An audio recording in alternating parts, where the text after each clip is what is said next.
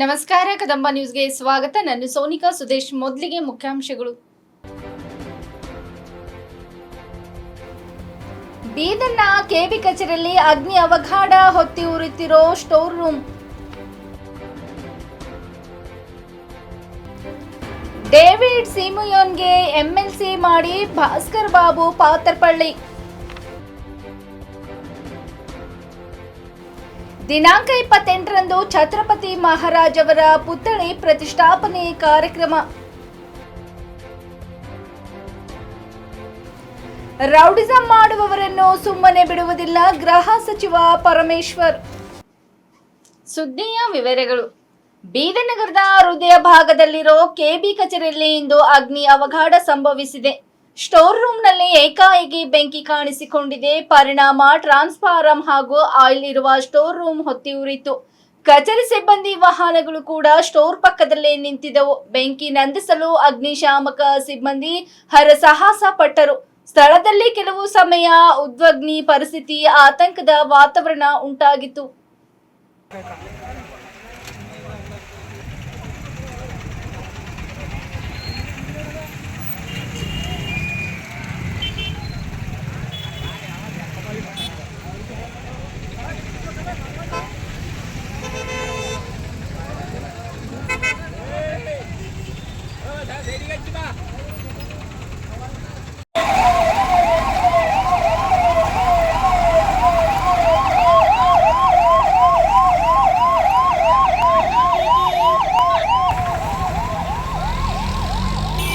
भरत भाई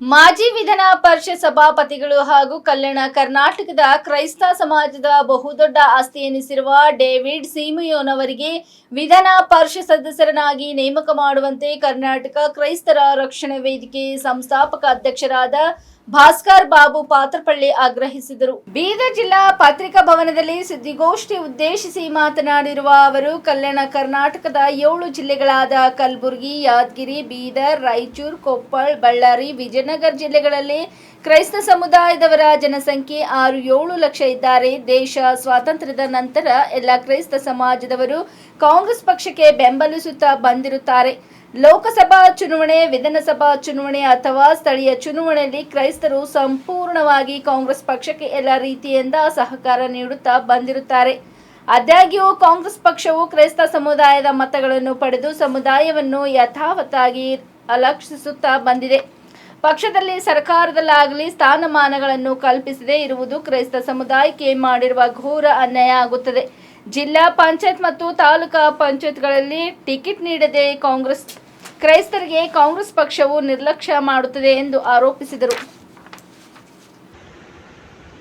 ಕರ್ನಾಟಕದಲ್ಲಿರ್ತಕ್ಕಂಥ ಕ್ರೈಸ್ತರು ಅಲ್ಪಸಂಖ್ಯಾತರಂತ ನಾವು ಕರೀತೇವೆ. ಜನಸಂಖ್ಯೆಯಲ್ಲಿ ನಾವು ಕಡಿಮೆಯಾಗಿದ್ದೇವೆ. ಆದರೂ ಸಹ ರಾಜಕೀಯವಾಗಿ ನಾವು ತುಂಬ ಹಿಂದುಳಿದಿದ್ದೇವೆ. ಶೈಕ್ಷಣಿಕವಾಗಿ, ಆರ್ಥಿಕವಾಗಿ ಮುಂದುವರೆದರೂ ಸಹ ರಾಜಕೀಯವಾಗಿ ನಾವು ತುಂಬ ಹಿಂದಿದ್ದೇವೆ. ವಿಶೇಷವಾಗಿ ಬೀದರ್ ಜಿಲ್ಲೆಯಲ್ಲಿ, ಗುಲ್ಬರ್ಗಾದಲ್ಲಿ ಗಣನೀಯವಾದಂಥ ರೀತಿಯಲ್ಲಿ ಕ್ರೈಸ್ತ ಸಮುದಾಯ ಇದೆ. ಮುಖ್ಯವಾಗಿ ನಾವು ಇವತ್ತಿನ ದಿನದಲ್ಲಿ ಕಾಂಗ್ರೆಸ್ ಪಕ್ಷದ ವರಿಷ್ಠರಿಗೆ ನಾವೊಂದು ಬೇಡಿಕೆಯನ್ನು ಇವತ್ತು ಇಡ್ತಾ ಇದ್ದೇವೆ. ಯಾಕೆಂದರೆ ಕ್ರೈಸ್ತರು ಸಾಮಾನ್ಯವಾಗಿ ಬೇರೆಯವರಿಗೆ ಕೊಡ್ತಕ್ಕಂಥದ್ರಲ್ಲಿ ತುಂಬ ಉದಾರವಾಗಿದ್ದಾರೆ, ಆದರೆ ಪಡ್ಕೊಳ್ಳೋದ್ರಲ್ಲಿ ತುಂಬ ಹಿಂದೆ ಇಲ್ಲ. ಹಾಗಾಗಿ ಇವತ್ತಿನ ದಿವಸದಲ್ಲಿ ಕಾಂಗ್ರೆಸ್ ಪಕ್ಷದ ಅಧ್ಯಕ್ಷರಾದಂಥ ಸನ್ಮಾನ್ಯ ಶ್ರೀ ಡಿ ಕೆ ಶಿವಕುಮಾರ್ ಸಾಹೇಬರಿಗೂ ಮತ್ತು ಮಾನ್ಯ ಮುಖ್ಯಮಂತ್ರಿ ಆಗಿರ್ತಕ್ಕಂಥ ಸಿದ್ದರಾಮಯ್ಯಜಿ ಅವರಿಗೂ ನಮ್ಮ ಬೇಡಿಕೆ ಮತ್ತು ಆಗ್ರಹ, ಕಲ್ಯಾಣ ಕರ್ನಾಟಕಕ್ಕೆ ಕ್ರೈಸ್ತರಿಗೆ ಒಂದು ಪ್ರಾತಿನಿಧ್ಯವನ್ನು ನೀವು ಕೊಡಬೇಕು. ಯಾವಾಗಲೂ ಅಂದರೆ ನಾವು ಯಾರಾದ್ರೂ ವಿರೋಧಿಗಳಿಲ್ಲ, ಯಾವುದೇ ಜಿಲ್ಲೆ ವಿರೋಧಿಗಳಿಲ್ಲ. ಆದರೆ ಕರ್ನಾಟಕದಲ್ಲಿ ಯಾವುದೇ ಒಂದು ಅಪರ್ಚುನಿಟಿ ಬಂದಾಗ ಮುಖ್ಯವಾಗಿ ಒಂದೇ ಜಿಲ್ಲೆಗೆ ಪ್ರಾತಿನಿಧ್ಯ ಕೊಡ್ತಕ್ಕಂಥದ್ದನ್ನು ನಾವು ಸುಮಾರು ವರ್ಷಗಳಿಂದ ನೋಡ್ಕೊಂಡು ಬರ್ತಾ ಇದ್ದೇವೆ. ಅವರು ನಮ್ಮ ಸಹೋದರರೇ, ನಮ್ಮ ಅಣ್ಣ ತಮ್ಮಂದಿರೇ ಇದ್ದಾರೆ, ಅವ್ರ ಬಗ್ಗೆ ನಮಗೆ ಏನು ಇಲ್ಲ. ಆದರೆ ಈ ಸಮತೋಲನ ಇವತ್ತೇನಾಗಿದೆ ಅಂದರೆ, ಈ ನಮ್ಮ ಕಲ್ಯಾಣ ಕರ್ನಾಟಕ ತುಂಬ ಹಿಂದುಳಿದಿರ್ತಕ್ಕಂಥ ಪ್ರದೇಶ. ಇಲ್ಲಿರ್ತಕ್ಕಂಥ ಕ್ರೈಸ್ತರಿಗೆ ಸುಮಾರು ವರ್ಷಗಳ ಹಿಂದೆ RS ಮನೋಹರ್ ಅಂತಂಬಂಥ ಒಬ್ಬರಿಗೆ ಒಂದು MLC ಮಾಡಿದರು. ಅದು ದಿವಂಗತ ಮಾನ್ಯ ಶ್ರೀ ಡಿ ದೇವರಾಜ ಅವರ ಸಮಯದಲ್ಲಿ. ಅದಾದ ಮೇಲೆ ಕ್ರೈಸ್ತರಿಗೆ ಯಾವುದೇ ರೀತಿ ಪ್ರಾತಿನಿಧ್ಯವನ್ನು ಕೊಡ್ತಾ ಇಲ್ಲ. ಕ್ರೈಸ್ತರು ತಮ್ಮೆಲ್ಲ ಪತ್ರಿಕಾ ಮಾಧ್ಯಮದವರಿಗೆ ಗೊತ್ತಿದ್ದ ರೀತಿಯಲ್ಲಿ ನೀವು ಯಾವುದೇ ಹಳ್ಳಿಯಲ್ಲಿ ಹೋಗಿ ನೀವು ಸರ್ವಸಾಮಾನ್ಯವಾಗಿ ಒಂದು ಪ್ರಶ್ನೆ ಮಾಡಿದಾಗ ಅವರ ಹತ್ರ ಯಾರಾದರೂ ಹೋಗ್ತಾರೋ ಇಲ್ಲೋ ಗೊತ್ತಿಲ್ಲ, ಬಟ್ ಯಾರಿಗಪ್ಪ ನಿಮ್ಮ ಮತ ಅಂತ ಕೇಳಿದಾಗ ನಾವು ಕಾಂಗ್ರೆಸ್ ಬಿಟ್ಟು ಎಲ್ಲಿ ಹಾಕಲ್ಲ ಅಂತ ಹೇಳ್ತಾರೆ. ಸಾಮಾನ್ಯವಾಗಿ BJPಗಂತೂ ಅವರು ಮತಗಳನ್ನು ಹಾಕೋದಿಲ್ಲ, ಅವರು ಮಾನಸಿಕವಾಗಿ ಅದನ್ನು ಸಿದ್ಧ ಮಾಡ್ಕೊಂಡಿದ್ದಾರೆ. ಸೊ ಹಾಗಾಗಿ ಬೇರೆ ಬೇರೆ ಸಮುದಾಯ ಒಂದು ಸಾರಿ ಕಾಂಗ್ರೆಸ್ನಿಂದ ವಿಮುಖರಾಗಿ ಕಾಂಗ್ರೆಸ್ಸನ್ನು ಬಿಟ್ಟು ಕಾಂಗ್ರೆಸ್ ವಿರುದ್ಧವಾಗಿ ಕೆಲಸವನ್ನು ಮಾಡಿರಬಹುದು. ಆದರೆ ಕ್ರೈಸ್ತ ಸಮುದಾಯ ಯಾವತ್ತಿಗೂ ಭಾರತ ದೇಶ ಸ್ವತಂತ್ರ ಆದ ಮೇಲೆ ಮ್ಯಾಕ್ಸಿಮಮ್ ಜನ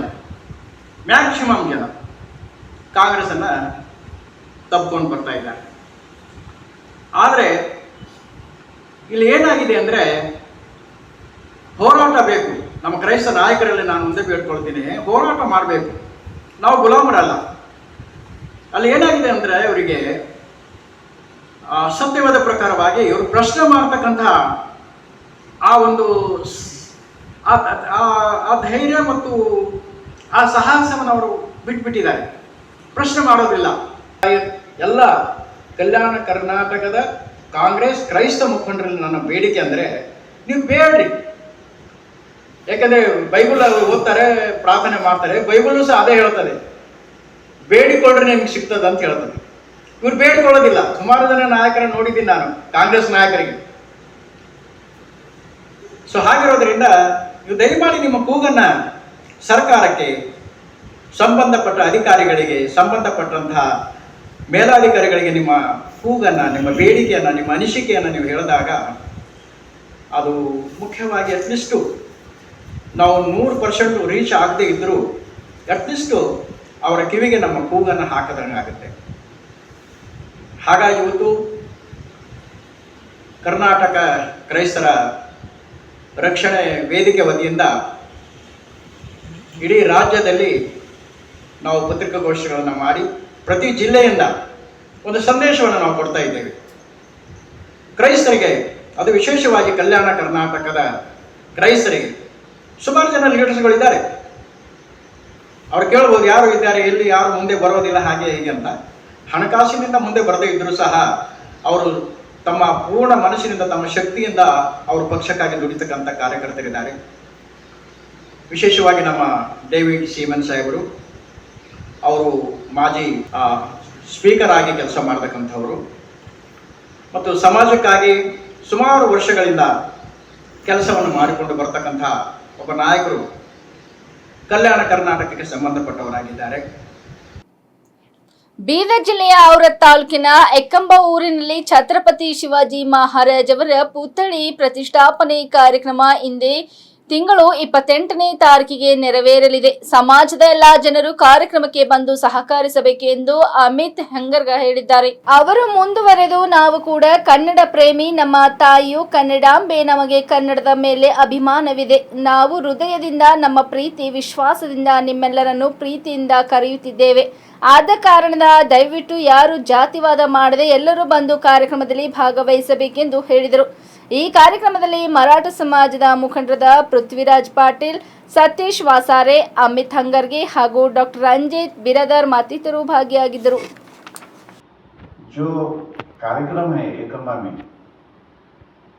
26, 27 और 28 ये दिन में बहुत बड़े पैमाने पर वहाँ पर लोग जमा होने वाले हैं और 26 को हबप्पा आदिनाथ महाराज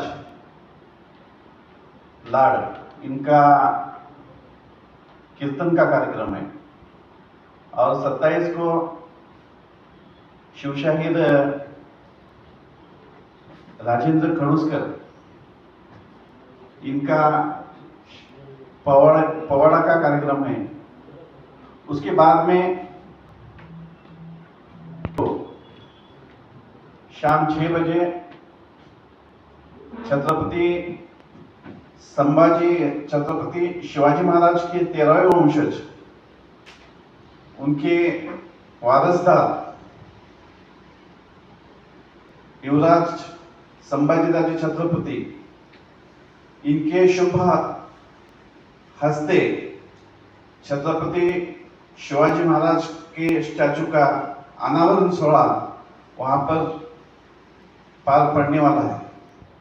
तो इस अवसर पर मैं सभी बीदर जिला के जो शिव प्रेमी है वो सभी शिव प्रेमी को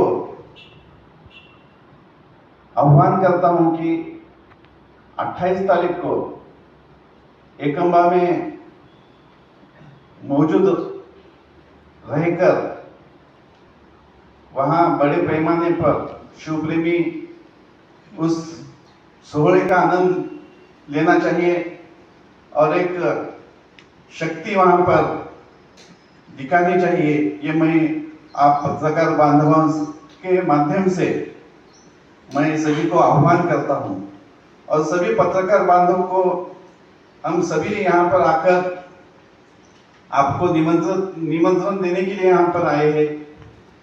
तो सभी पत्रकार बांधव वहाँ पर 28 तारीख को जितनी टीम है यहाँ पर वो सभी जन उस कार्यक्रम में उपस्थित रहना बोल के ये हमारी एक विनती आप सभी पत्रकार बांधवों को हम कर रहे हैं।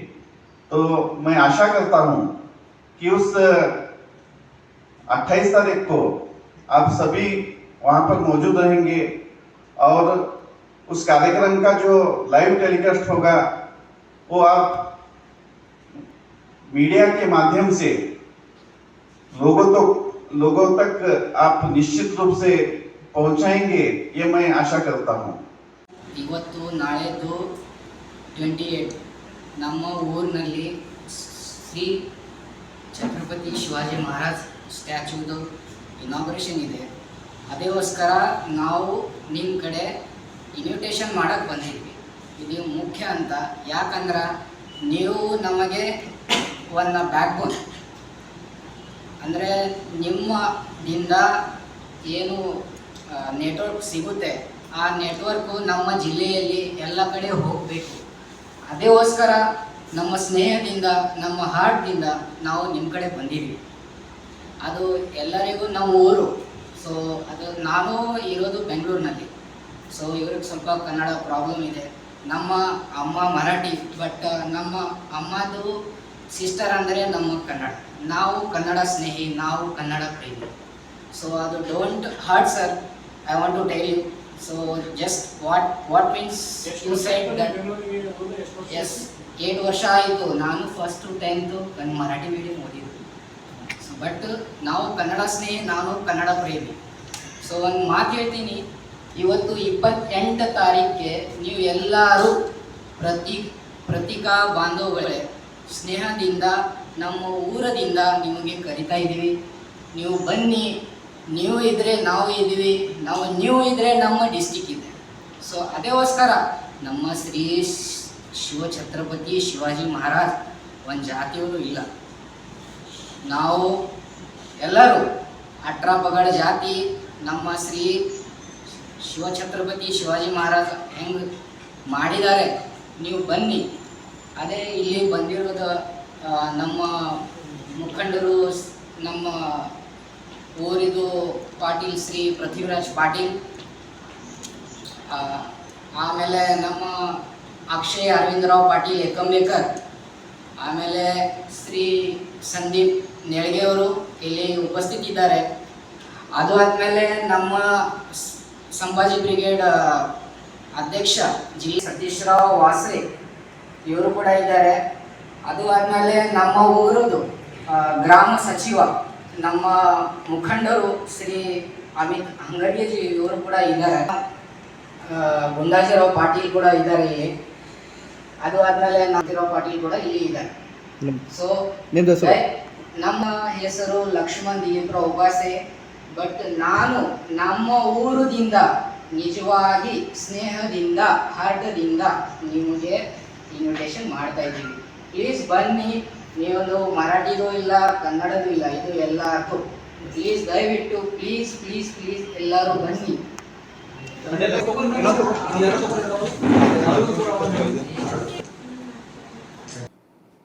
ನಮ್ಮವರೇ ಬೆಂಗಳೂರನ್ನು ಅವಹೇಳನ ಮಾಡುತ್ತಿದ್ದಾರೆ. ಹೊರ ದೇಶದವರಿಗೆ, ಹೊರ ಜನರಿಗೆ ಬೆಂಗಳೂರಿನ ಬಗ್ಗೆ ಏನನ್ನು ಬಿಂಬಿಸಲಿ ಹೊರಟಿದ್ದೀರಿ ಎಂದು ಬಿಜೆಪಿಯವರನ್ನು ಗೃಹ ಸಚಿವ ಡಾಕ್ಟರ್ ಜಿ ಪರಮೇಶ್ವರ್ ಅವರು ಪ್ರಶ್ನಿಸಿದರು. ಸದಾಶಿವನಗರದ ತಮ್ಮ ನಿವಾಸದ ಬಳಿ ಸುದ್ದಿಗಾರರೊಂದಿಗೆ ಮಾತನಾಡಿದ ಅವರು, ಡಿಕೆ ಶಿವಕುಮಾರ್ ಅವರು ಬ್ರ್ಯಾಂಡ್ ಬೆಂಗಳೂರು ಮಾಡುವುದಾಗಿ ಅನೇಕ ಸಲ ಹೇಳಿದ್ದಾರೆ. ಇದಕ್ಕೆ ನಿಗದಿತವಾದ ಕಾರ್ಯಕ್ರಮವನ್ನು ಹಾಕಿಕೊಂಡಿದ್ದಾರೆ. ಎಲ್ಲಾ ಆಡಳಿತ ಅವಧಿಯಲ್ಲಿಯೂ ಮಳೆಗಾಲದಲ್ಲಿ ರಸ್ತೆ ಗುಂಡಿ ಬೀಳುವುದು, ಚರಂಡಿಯಲ್ಲಿ ಕಸ ತುಂಬಿಕೊಂಡು ಫ್ಲಡ್ ಆಗಿದೆ. ಇದನ್ನು ಆಧರಿಸಿ ಬೆಂಗಳೂರಿನ ಬಗ್ಗೆ ಕೆಟ್ಟದಾಗಿ ಬಿಂಬಿಸುವುದು ಸರಿಯಿಲ್ಲ ಎಂದರು. ಉಡ್ತಾ ಬೆಂಗಳೂರು, ಬ್ರ್ಯಾಂಡ್ ಬೆಂಗಳೂರು ಅಲ್ಲ, ಗುಂಡಿ ಬೆಂಗಳೂರು ಅನ್ನುವುದು ಹೊರ ದೇಶದವರಿಗೆ ಏನು ಚಿತ್ರಣ ಬಿಂಬಿಸಲು ಹೊರಟಿದ್ದೀರಿ?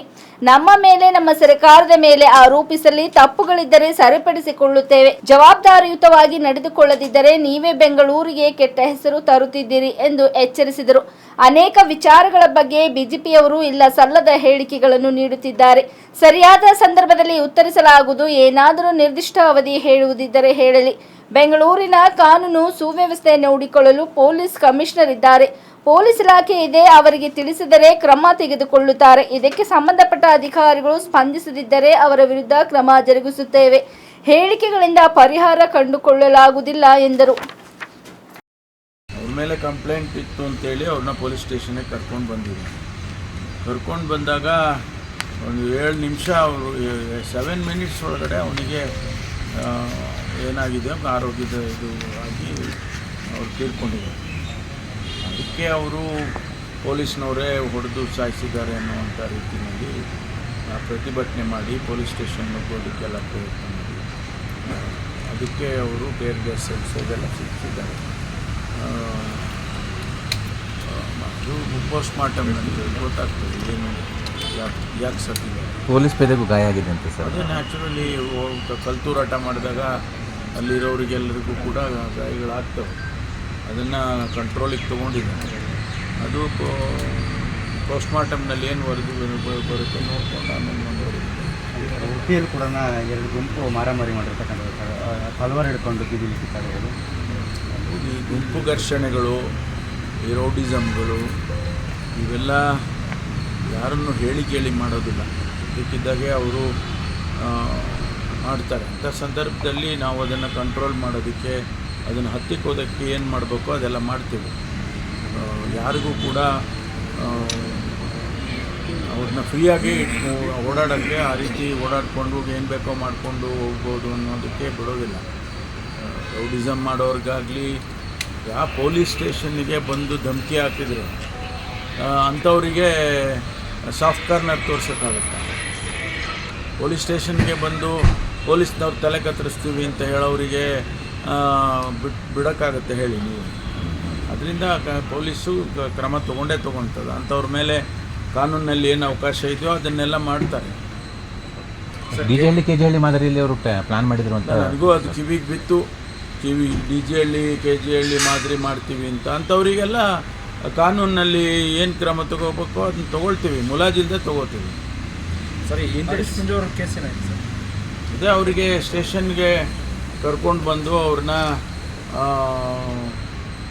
ಅರೆಸ್ಟ್ ಮಾಡಿ, ಅಂದರೆ ಸ್ಟೇಷನ್ ಅರೆಸ್ಟ್ ಮಾಡಿ ಅವ್ರನ್ನ ಬೇಲ್ ಕೊಟ್ಟಿದ್ದಾರೆ. ಅವ್ರಿಗೀಗ ಜನಪ್ರತಿನಿಧಿಗಳ ಇದರ ಮುಂದೆ ಬರುತ್ತೆ, ಕೋರ್ಟ್ ಮುಂದೆ ಬೆಳಗಾವಿಯಲ್ಲಿ ಚಾರ್ಜ್ ಶೀಟ್ ಹಾಕ್ತಾರೆ. ಅದು ಜನಪ್ರತಿನಿಧಿಗಳ ಕೋರ್ಟ್ ಮುಂದೆ ಬರುತ್ತೆ. ಬೆಳಗಾವಿ CM ಆಲ್ರೆಡಿ ಕೇಂದ್ರಕ್ಕೆ ಪತ್ರವನ್ನು ಬರೆದಿದೆ ಪಾಸ್ಪೋರ್ಟ್ ಕೊಡಿಸ್ಬೇಕಂತ. ಬಟ್ ಕೇಂದ್ರ ವಿದೇಶಾಂಗ ಸಚಿವರು ಹೇಳ್ತಾ ಇರುವಂಥದ್ದು 21ನೇ ತಾರೀಕು ಮಾತ್ರ ಬಂದರೆ ನಮ್ಮ ಮನವಿ ಏನು ಇಲ್ಲ, ಅದೇನು ನಾನು ಕೂಡ ಮಾಧ್ಯಮದಲ್ಲಿ ಗಮನಿಸಿದ್ದೇನೆ. ಯಾತಕ್ಕೆ ಅವರು ಆ ರೀತಿ ಹೇಳಿದರು ಅಂದರೆ ಪ್ರಧಾನಮಂತ್ರಿ ಕಚೇರಿ ವಿದೇಶಾಂಗ ಕಚೇರಿಗೆ ತಿಳಿಸಿಲ್ಲ ಅಂತ ಆಯ್ತಲ್ಲ. ಮಾನ್ಯ ಮುಖ್ಯಮಂತ್ರಿಗಳು ಬರೆದಂಥ ಪತ್ರ ಏಪ್ರಿಲ್ ತಿಂಗಳಲ್ಲೇ ಬರೆದಿದ್ದಾರೆ. ಅದು ನಮಗೆ ಬಂದೇ ಇಲ್ಲ. 21ನೇ ತಾರೀಕು ಮೇ 21ಕ್ಕೆ ಬಂದಿದೆ ಅಂತೇಳಿ ವಿದೇಶಾಂಗ ಸಚಿವರು ಹೇಳ್ತಾರೆ ಅಂದರೆ ಪ್ರಧಾನಮಂತ್ರಿಗಳ ಪತ್ರ ಏನಾಯಿತು? ಪ್ರಧಾನಮಂತ್ರಿಗಳ ಕಚೇರಿನಲ್ಲಿ ಅದಕ್ಕೆ ಯಾವುದು ಏನು ಬೆಲೆ ಸಿಗಲಿಲ್ವಾ? ಅಥವಾ ಅವರ ಕಚೇರಿಯಿಂದ ವಿದೇಶಾಂಗ ಸಚಿವಾಲಯಕ್ಕೆ ತಿಳಿಸಲಿಲ್ಲ? ಅಥವಾ ತಿಳಿಸಿದ್ದಿದ್ರೆ ಅವರು ಆ ರೀತಿ ಹೇಳ್ತಿರ್ಲಿಲ್ಲ. ತಿಳಿಸಿಲ್ಲ ಅಂತ ಈಗ ಸ್ಪಷ್ಟವಾಗುತ್ತೆ. ಅಂದರೆ ಯಾವ ರೀತಿ ಕೇಂದ್ರ ಸರ್ಕಾರ ಕೆಲಸ ಮಾಡ್ತಾ ಇದೆ ಅನ್ನೋದನ್ನು ಗಮನಿಸಬೇಕಾಗುತ್ತೆ. ಸರ್, ಈಗ ಪಾಸ್ಪೋರ್ಟ್ ರದ್ದು ಪ್ರಕ್ರಿಯೆ ಆರಂಭವಾಗಿದೆ. ಅನಿವಾರ್ಯವಾಗಿ ಈಗ ಪ್ರಜ್ವಲ್ ಅವರು ಬರಲೇಬೇಕಾದಂಥ ಸಂದರ್ಭ. ಹೌದು, ಈಗ ಅವರಿಗೆ ಪಾಸ್ಪೋರ್ಟನ್ನು ಅವರು ಡಿಪ್ಲೊಮ್ಯಾಟಿಕ್ ಪಾಸ್ಪೋರ್ಟನ್ನು ತೆಗೆದರೆ ಅವರು ಅನಿವಾರ್ಯವಾಗಿ ಬರಲೇಬೇಕಾಗ್ತದೆ. ಅವ್ರಿಗೆ ಇಮ್ಯುನಿಟಿ ಇರೋದಿಲ್ಲ. ಅವರು ಆ ದೇಶದಿಂದ ಅವ್ರನ್ನ ಇಟ್ಕೊಳ್ಳೋಕ್ಕೂ ಆಗೋದಿಲ್ಲ ಆ ದೇಶದಲ್ಲಿ. ಅದರಿಂದ ಅವ್ರು ಬರಲೇಬೇಕಾಗುತ್ತೆ, ಬರ್ತಾರೆ. ಸರ್, ಇಷ್ಟೆಲ್ಲ ಗಲಾಟೆ ಆಗ್ತಿದೆ. ಬೆಳಗಾವಿನಲ್ಲೂ ಕೂಡ ಗಲ್ಲಿ ಕ್ರಿಕೆಟ್ ಗಲಾಟೆ, 2 ಗುಂಪುಗಳ ನಡುವೆ ಘರ್ಷಣೆ ಆಯಿತು. ಲ್ಯಾಂಡ್ ಆರ್ಡ್ರು ಸುಗಮವಾಗಿದೆ ಅಂತ ಅನಿಸುತ್ತೆ ಸರ್ ಇಷ್ಟೆಲ್ಲ ಗಲಾಟೆ? ಹೌದ್ರಿ. ಏನು ಈಗ ಯಾರಪ್ಪ ಈಗ ಗಲ್ಲಿನಲ್ಲಿ ಒಂದು ಗಲಾಟೆ, ಸಣ್ಣದ ಗಲಾಟೆ ಆಗಿ ಅದು ದೊಡ್ಡ ಪ್ರಮಾಣಕ್ಕೆ ಆಗುತ್ತೆ. ಅದನ್ನು ಕಂಟ್ರೋಲ್ ಮಾಡೋದು ನಮ್ಮವ್ರ ಕೆಲಸ ಅಲ್ವಾ? ಗಲಾಟೆಗೆ ಮುಂಚೆಗೇ ಅವರು ಕ್ರಿಕೆಟ್ ಆಡುವ ಗಲಾಟೆ ಆಗ್ತಾಯಿದ್ದೆ, ಗಲಾಟೆ ಮಾಡ್ಕೊತಾರೆ ಇವತ್ತು ಕ್ರಿಕೆಟ್ನಲ್ಲಿ ಅಂತ ಗೊತ್ತಾಗಿದ್ದರೆ ಅದು ಬೇರೆ ವಿಚಾರ. ಆ ರೀತಿ ಆಗೋದಿಲ್ವಲ್ಲ, ಅನೇಕ ಸಂದರ್ಭದಲ್ಲಿ ಆ ರೀತಿ ಆಗೋದಿಲ್ಲ. ಸರ್, ಇದು ಮಂಗಳವಾರ ಬೃಹತ್ ಪ್ರತಿಭಟನೆಯನ್ನು BJP ಅವರು ಇಟ್ಕೊಂಡಿದ್ದಾರೆ ಸರ್. ಬೆಂಗಳೂರಲ್ಲಿ ಬ್ರ್ಯಾಂಡ್ ಬೆಂಗಳೂರು ಆಗಿಲ್ಲ, ಬ್ಯಾಡ್ ಬೆಂಗಳೂರು ಆಗಿದೆ. ರಸ್ತೆ ಗುಂಡಿಗಳು ಯಾವಾಗ ಮುಚ್ತೀರಾ? ತೆರಿಗೆ ದುಡ್ಡು ಹಾಳಾಗ್ತಿದೆ, ಕಂಪ್ನಿಗಳು ಬೆಂಗಳೂರು ಬಿಟ್ಟು ಹೋಗ್ತಿದ್ದಾವೆ, ಬೆಂಗಳೂರು ಬರ್ಬಾದ್ ಮಾಡ್ತಾ ಇದ್ದಾರೆ ಕಾಂಗ್ರೆಸ್ನವರು ಅನ್ನುವಂಥ ಆರೋಪ. ಇವತ್ತು ಬೆಂಗಳೂರನ್ನು ನಾವು ಈಗಾಗಲೇ ಮಾನ್ಯ ಶಿವಕುಮಾರ್ ಅವರು ಅದು ಅನೇಕ ಸಂದರ್ಭದಲ್ಲಿ ಅವರು ಹೇಳಿಕೆ ಕೊಟ್ಟಿದ್ದಾರೆ. ಬೆಂಗಳೂರು ಬ್ರ್ಯಾಂಡ್ ಬೆಂಗಳೂರು ಮಾಡಬೇಕು ಅಂತೇಳಿ ಅವರು ಒಂದು ನಿಗದಿತವಾದಂಥ ಒಂದು ಕಾರ್ಯಕ್ರಮನ ಹಾಕ್ಕೊಂಡಿದ್ದಾರೆ. ಮಳೆಗಾಲದಲ್ಲಿ ನಿಜ, ಮಳೆಗಾಲದಲ್ಲಿ ಗುಂಡಿ ಬೀಳುತ್ತೆ. ನಾವು ಸುಮ್ಮನೆ ಅವ್ರ ಕಾಲದಲ್ಲಿ ಆಗಿರಲಿಲ್ವಾ ಅಂತಂದರೆ ಅದು ಏನೋ ಹೇಳಿಕೆ ಕೊಟ್ಟಾಗ ಆಗ್ತದೆ. ಎಲ್ಲರ ಕಾಲದಲ್ಲೂ ಕೂಡ ಮಳೆಗಾಲದಲ್ಲಿ ಗುಂಡಿ ಬೀಳೋದು ಬಿದ್ದೇ ಬೀಳುತ್ತೆ, ಫ್ಲಡ್ಡಿಂಗ್ ಆಗೇ ಆಗುತ್ತೆ. ಈ ನಮ್ಮ ಡ್ರೈನೇಜ್ಗಳು ಸರಿಯಾಗಿ ಸಮರ್ಪಕವಾಗಿ ಇರೋದಿಲ್ಲ. ಅಂಥ ಟೈಮ್ನಲ್ಲಿ ಸಿಲ್ಟ್ ತುಂಬಿಕೊಂಡಿರುತ್ತೆ, ಸಿಲ್ಟ್ ತೆಗಿಬೇಕು. ಅದಕ್ಕೆಲ್ಲ ಇದು ದೊಡ್ಡ ಕಾರ್ಯಕ್ರಮಗಳು ಇವೆಲ್ಲ. ಅದರಿಂದ ಬೆಂಗಳೂರನ್ನೇ ನಾವು ಬೇರೆ ರೀತಿಯಲ್ಲಿ ಇವರೇ ಮಾಡೋಕ್ಕೆ ಹೋದರೆ, ನಮ್ಮವರೇ ಬೆಂಗಳೂರನ್ನು ಅವಹೇಳನಕಾರಿಯಾಗಿ ಮಾತನಾಡೋಕ್ಕೆ ಹೋದರೆ, ಉಡ್ತಾ ಬೆಂಗಳೂರು ಅಂತ ಹೇಳೋದು, ಬ್ರ್ಯಾಂಡ್ ಬೆಂಗಳೂರು ಇಲ್ಲ ಅದು ಗುಂಡಿ ಬೆಂಗಳೂರು ಅನ್ನೋದು, ಇದನ್ನು ಏನು ಚಿತ್ರಣ ನಾವು ಬಿಂಬಿಸ್ತಾ ಇದ್ದೀರಿ ನೀವು ಹೊರದೇಶದವರಿಗೆ ಅಥವಾ ಹೊರಗಿನ ಜನಕ್ಕೆ ಹೇಳಿ ನೋಡೋಣ. ನಮ್ಮ ಮೇಲೆ ಬ್ಲೇಮ್ ಮಾಡಲಿ, ನಮ್ಮ ಸರ್ಕಾರದ ಮೇಲೆ ಬ್ಲೇಮ್ ಮಾಡಲಿ, ನಾವು ಅದನ್ನು ಸಹಿಸ್ಕೊಳ್ತೀವಿ ಮತ್ತು ಸರಿ ಮಾಡ್ತೀವಿ. ಏನಾದರೂ ಇದ್ದರೆ ಸರಿ ಮಾಡ್ತೀವಿ. ಹೊರಗಿನ ಜನಕ್ಕೆ ನೀವು ಬೆಂಗಳೂರನ್ನು ಯಾವ ರೀತಿ ಚಿತ್ರಣ ಕೊಡ್ತಾ ಇದ್ದೀರಿ, ಅದನ್ನು ನೀವು ಸ್ವಲ್ಪನಾದರೂ ಜವಾಬ್ದಾರಿಯುತವಾಗಿ ನೀವು ನಡ್ಕೊಳ್ದೇ ಇದ್ದರೆ ನೀವೇ ಬೆಂಗಳೂರಿಗೆ ಕೆಟ್ಟ ಹೆಸರನ್ನು ತರ್ತಾ ಇದ್ದೀರಿ ಅಂತೇಳಿ ಹೇಳಬೇಕಾಗುತ್ತೆ. ಹಾಗೆ ಗೂಗಲ್ ಅವರ ಸ್ಮಾರ್ಟ್ಫೋನು ಮತ್ತು ಡ್ರೋನ್ಗೆ ಸಂಬಂಧಪಟ್ಟಂತೆ ಏನಿದೆ ಅದು ತಮಿಳುನಾಡಿಗೆ ಹೋಗಿರೋದ್ರಿಂದ ಇನ್ವೆಸ್ಟ್ಮೆಂಟ್ ಕರ್ನಾಟಕದಲ್ಲಿ ಸೆಳೆಯೋದ್ರಲ್ಲಿ ವಿಫಲ ಆಗಿದ್ದಾರೆ ಅಂತ ಹೇಳ್ಬಿಟ್ಟು ವಿಜೇಂದ್ರ ಅವರು ನೋಡಿ, ಅನೇಕ ವಿಚಾರಗಳಲ್ಲಿ ಅವರು ಇಲ್ಲ ಸಲ್ಲದ ಹೇಳಿಕೆಗಳನ್ನು ಕೊಡ್ತಾರೆ, ಆಯಿತಾ? ಅದರಿಂದ ಅದಕ್ಕೆ ನಾವು ಸರಿಯಾದ ಸಂದರ್ಭದಲ್ಲಿ ಉತ್ತರ ಕೊಡ್ತೇವೆ. ಏನಾದರೂ ಸ್ಪೆಸಿಫಿಕ್ ಆಗಿದ್ದರೆ ಹೇಳಿ. ಕಮಿಷನರ್ ಇದ್ದಾರೆ ಬೆಂಗಳೂರನ್ನ ಈಗ ಕಾನೂನು ವ್ಯವಸ್ಥೆಯನ್ನು ನೋಡ್ಕೊಳ್ತಕ್ಕಂಥದ್ದಕ್ಕೆ. ಇಡೀ ಪೊಲೀಸ್ ಇಲಾಖೆ ಇದೆ. ಯಾವುದಾದ್ರೂ ಅಂಥದ್ದು ಸ್ಪೆಸಿಫಿಕ್ಕಾಗಿ ಇವರಿಗಿದ್ರೆ ಅವ್ರಿಗೆ ತಿಳಿಸ್ಲಿ, ಕ್ರಮ ತಗೊಳ್ತಾರೆ. ಇಲ್ಲ ಅಂತಂದರೆ ಅವ್ರ ಮೇಲೆ ನಾವು ಕ್ರಮ ತಗೊಳ್ತೀವಿ. ಪೊಲೀಸ್ ಇಲಾಖೆ ಮೇಲೆ ಯಾರು ಆ ವ್ಯಕ್ತಿಗಳು ಕಮಿಷನರಾಗಲಿ ಅಥವಾ DCPಗಳಾಗಲಿ ಅಥವಾ ಯಾರೇ ಆ ಲಿಮಿಟ್ಸಲ್ಲಿ ಯಾರು ಪೊಲೀಸ್ ಇಲಾಖೆ ಅಧಿಕಾರಿಗಳಿರ್ತಾರೆ ಅವ್ರು ಸ್ಪಂದಿಸಲಿಲ್ಲ ಅಂದರೆ ಕ್ರಮ ತಗೊಳ್ತೀವಿ. ಇತ್ತೀಚಿನ ದಿನಗಳಲ್ಲಿ ಸೈಬರ್ ಕ್ರೈಮ್ ಹೆಚ್ಚಾಗುತ್ತಿದೆ. ಆದ್ದರಿಂದ ಬೀದರ್ ಜಿಲ್ಲೆಯ ಸಾರ್ವಜನಿಕರು ಎಚ್ಚರಿಕೆಯಿಂದ ಇರಬೇಕೆಂದು ಚನ್ನಬಸವಣ್ಣ SL IPS ಪೊಲೀಸ್ ವರಿಷ್ಠಾಧಿಕಾರಿಗಳು ಬೀದರ್ ಜಿಲ್ಲೆಯವರು ಸಾರ್ವಜನಿಕರಲ್ಲಿ ಕೋರಿದರು. ನಮಸ್ಕಾರ, ನಾನು ಬೀದರ್ ಜಿಲ್ಲಾ ಪೊಲೀಸ್ ವರಿಷ್ಠಾಧಿಕಾರಿ ಚನ್ನಬಸವಣ್ಣ. ಸಾರ್ವಜನಿಕರ ಒಂದು ಗಮನಕ್ಕಾಗಿ ಇತ್ತೀಚೆಗೆ ಸೈಬರ್ ಅಪರಾಧಗಳನ್ನು ಮಾಡುವಂತಹವರು ವಿವಿಧ ರೀತಿಯಲ್ಲಿ ತಂತ್ರಾಂಶಗಳನ್ನು ಬಳಸಿಕೊಂಡು ಸಾರ್ವಜನಿಕರ ಅಕೌಂಟ್ನಲ್ಲಿರುವಂತಹ ಹಣವನ್ನು ಕಳ್ಳತನ ಮಾಡುವಂತಹ ಪ್ರಕರಣಗಳು ಏನಂದರೆ ಎಲ್ಲೆಡೆ ರಿಪೋರ್ಟ್ ಆಗ್ತಾ ಇದೆ. ಅದರಲ್ಲಿ ವಿಶೇಷವಾಗಿ ಆಂಡ್ರಾಯ್ಡ್ ಅಪ್ಲಿಕೇಶನ್ ಏನಂದರೆ ಫೈಲ್ಗಳನ್ನು ಕಳಿಸ್ತಾರೆ. APK ಫೈಲ್ ಅಂತ ಇರ್ತದೆ, ಅದು ತಮ್ಮ ವಾಟ್ಸಪ್ಗಳಲ್ಲಿ ಬರ್ತದೆ. ಅದು ಅಧಿಕೃತವಾಗಿ ಯಾವುದೇ ಒಂದು ಬ್ಯಾಂಕ್ನ ಮುದ್ರೆಯಲ್ಲಿ ಇರೋ ಥರ ನಮಗೆ ಏನಂದರೆ ಕಂಡು ಬರ್ತದೆ. ಆದರೆ ಇದು ಕೂಡ ಏನಂದರೆ ಒಂದು ಫ್ರಾಡ್ ಆಗಿರ್ತದೆ. ಇದನ್ನು ನೀವು ಓಪನ್ ಮಾಡಿದಾಗ ಕೂಡಲೇ ನಿಮಗೆ OTP ಬರದೇ ಇದ್ದರೂ ಕೂಡ ತಮ್ಮ ಏನಂತಾರೆ ಬ್ಯಾಂಕ್ನ ವಿವರಗಳನ್ನು ಅವರು ಪಡೆದು ಬಿಟ್ಟು ಅದರಲ್ಲಿ ತಮ್ಮ ಬ್ಯಾಂಕ್ನಲ್ಲಿರೋ ಹಣವನ್ನು ವರ್ಗಾವಣೆ ಮಾಡಿಕೊಳ್ಳುವಂತಹ ಇದೊಂದು ಸೈಬರ್ ಅಪರಾಧ ಆಗಿರ್ತದೆ. ಆದ್ದರಿಂದ ತಮಗೆ ಬರುವಂತಹ ಯಾವುದೇ ಈ ತರಹದ ಮೆಸೇಜ್ಗಳನ್ನು ತಾವು ಓಪನ್ ಮಾಡಬಾರ್ದು ಮತ್ತು ಡೌನ್ಲೋಡ್ ಮಾಡಬಾರ್ದು. ಜೊತೆಗೆ ರಾಷ್ಟ್ರೀಯ ಬ್ಯಾಂಕ್ಗಳಾಗಲಿ ಯಾವುದೇ ಬ್ಯಾಂಕ್ಗಳಾಗಲಿ ತಮ್ಮ ಖಾತೆಯಲ್ಲಿ ಜಮಾವಣೆ ಅಥವಾ ಖರ್ಚಾದ ಹಣದ ಬಗ್ಗೆ ಮಾತ್ರ ಏನಂದರೆ ಅವರು ಸಂದೇಶದ ಮಾಹಿತಿಯನ್ನು ಕಳಿಸ್ತಾರೆ ಹೊರತು ಯಾವುದೇ ರೀತಿಯಾದಂತಹ ಬೇರೆ ಮೆಸೇಜ್ಗಳನ್ನು ತಮಗೆ ಕಳಿಸೋದಿಲ್ಲ. ಈ ಬಗ್ಗೆ ತಮಗೇನಾದರೂ ಡೌಟ್ ಇದ್ದಾಗ, ಸಂಶಯ ಇದ್ದಾಗ ಆ ಒಂದು ರಾಷ್ಟ್ರೀಕೃತ ಬ್ಯಾಂಕ್ನ ಬ್ರಾಂಚ್ಗೆ ಹೋಗಿ ತಾವು ತೆರಳಿ ಏನಂದರೆ ಮಾಹಿತಿಯನ್ನು ಪಡೆದುಕೋಬೋದಾಗಿದೆ. ಜೊತೆಗೆ ಈ ತರಹದ ಅಪರಾಧಗಳ ತಾವು ವಿಕ್ಟಿಮ್ ಆದಂಥ ಸಂದರ್ಭದಲ್ಲಿ ಕೂಡಲೇ 1930ಗೆ ತಾವು ಕಾಲ್ ಮಾಡಿ ಈ ಬಗ್ಗೆ ದೂರು ದಾಖಲಿಸಿದರೆ ಆ ಒಂದು ಏನು ಅಕೌಂಟ್ಗಳಿಂದ ಆಗಿರುತ್ತದೆ ಅದನ್ನು ಕೂಡಲೇ ಫ್ರೀಸ್ ಮಾಡಿ ಮುಂದಿನ ತನಿಖೆ ಮಾಡಲಿಕ್ಕೆ ಸಹಾಯ ಆಗ್ತದೆ. ಇದು ಬೀದರ್ ಜಿಲ್ಲೆಯಲ್ಲೂ ಕೂಡ ಏನಂದರೆ 2 ಪ್ರಕರಣಗಳು ಈ ಬಗ್ಗೆ ನಮಗೆ ಗಮನಕ್ಕೆ ಬಂದಿದೆ ಮತ್ತು ಅದನ್ನು ನಾವು ಈಗಾಗಲೇ ಪ್ರಕರಣ ದಾಖಲಿಸಿ ತನಿಖೆಯನ್ನು ಕೈಗೊಳ್ಳುತ್ತೇವೆ ಹೇಳ್ತಾರೆ. ಈ ಒಂದು ಪ್ರಕರಣದಲ್ಲಿ ಬೀದರ್ ಜಿಲ್ಲೆಯಲ್ಲಿ ದಾಖಲಾದಂತಹ ಪ್ರಕರಣದಲ್ಲಿ ELTAS FUD ಅನ್ನುವಂತಹ ಒಂದು ಅಪ್ಲಿಕೇಶನನ್ನು ಡೌನ್ಲೋಡ್ ಮಾಡ್ಕೊಂಡಿದ್ದಾರೆ ಒಬ್ಬ ವ್ಯಕ್ತಿ. ಆಮೇಲೆ ಅಲ್ಲಿಗೆ ಅವರು ತಮ್ಮ ಅಕೌಂಟನ್ನು ಅದಕ್ಕೆ ಲಿಂಕ್ ಮಾಡಿ ಆ ಅಕೌಂಟ್ ಮುಖಾಂತರ ಏನಂದರೆ ಹಣವನ್ನು ಇನ್ವೆಸ್ಟ್ ಮಾಡಿದ್ದಾರೆ.